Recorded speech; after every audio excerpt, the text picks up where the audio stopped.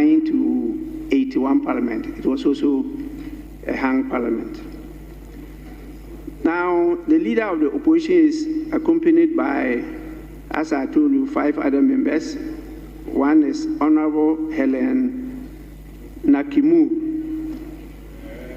Yes, that's one of the young ladies here. I'll be talking about the youthfulness of Honorable Comfortdo soon.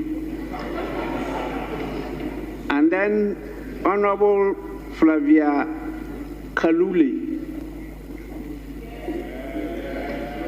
We also have Honorable Kawalya Abubaker and Honorable Luyimbazi Nalukoola. The 5th person is Honorable Mpalanyi John Paul. Now, the staff, we have the director, Ms. Ruth Ikirapa Biona, and Mr. Al Mivule, who is a public affairs officer. We also have the principal policy analyst, Mr. Sozi Leonard, and the principal admin assistant, Ms. Timu Gibwa Irene. We have an administrative assistant in the person of Ms. Laluyima Phoebe, and a policy analyst, Mr. Lusiba Ale Lukwa. The last but not the least is an assistant secretary, Mr. Patrick Okelo. Honorable members, on your behalf, I want to welcome them to the Parliament of Ghana. This is the 9th Parliament of the 4th Republic of Ghana. So we've been along this since January 1993. You are most welcome. I wish you fruitful deliberations, and please take time off to also experience life outside the presence of Parliament. Honorable members, our brothers from Uganda are here because they are ahead of us already on this matter. And so they will share with you their experiences too. They have already passed an act on it. They are implementing it. They've hosted twice 2 conferences on this subject matter. And they are calling on other countries, particularly Ghana, to host the next conference. And so they will share their experiences with you and maybe convince you to host it for other African countries to emulate the good examples that we are setting.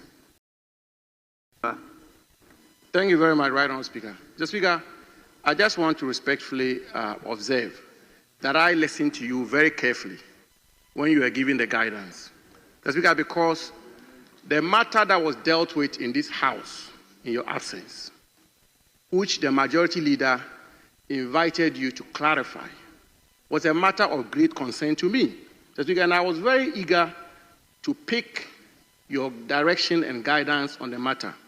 Mr. Speaker, you resolved 2 matters, as I understood it. The first one, Mr. Speaker, you resolved the matter of whether or not the bill is pending, which therefore can be assented to by the President. And Mr. Speaker, you gave the direction that the 8th Parliament dissolve with all its uncompleted acts.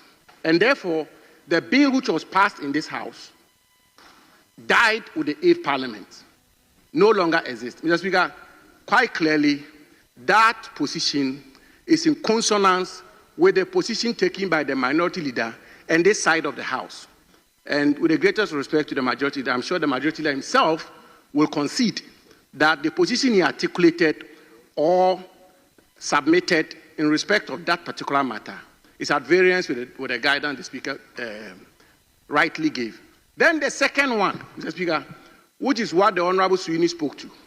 Mr. Speaker, you said there have been certain proposals to make the bill better, and which is what the minority that pointed out, that if you have realized that the bill that was passed by the 8th Parliament was not fit for purpose, and therefore, Mr. Speaker, and therefore, you have found it necessary.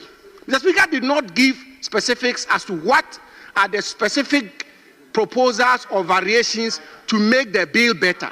But the point the minority leader made is that there seems to be a certain concession that the bill that was passed by the 8th Parliament was not fit for purpose, and therefore it has been revised for this 9th Parliament to consider it. Mr. Speaker, it will be very interesting for us to find out what are the specific areas which have been revised. Because, for example, Mr. Speaker, one of the contentious issues which came up in respect of that particular bill was the issue of human rights. Let me conclude. Honourable Member, we are not debating the bill. Now you are going into contents. You are now not talking, referring to what I said or what he said, but you are now going into contents. But we are not discussing or debating any provision of the bill. And you still don't know what I meant by the statements. So please, I assure you that when we get there, being an open speaker, I will let you know what it is. Mr. Speaker, I'm guided. But let me just conclude, Speaker, by saying that let them bring the bill as it was and as was passed by the 8th Parliament in the same form and shape. Don't change it. Mr. Speaker, don't water it down. What the Ghanaian people want is to have a law which promotes good sexual conduct in Ghana and which prevents LGBTQ. Don't go and change the 8th Parliament bill. Don't go and water it down. Don't go and revise it and bring it to the 9th Parliament and have the President assent to it, assent to a bill which is not fit for purpose. We want the 8th Parliament bill for the 9th Parliament to consider. Verbatim, don't change it.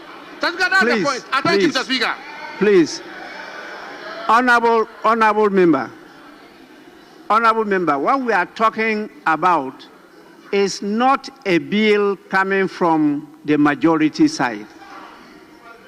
What we are talking about is a private member's bill co-sponsored by both sides of the House. Even in the 8th Parliament, it was co-sponsored by both sides of the House. It was not from one side. It is still the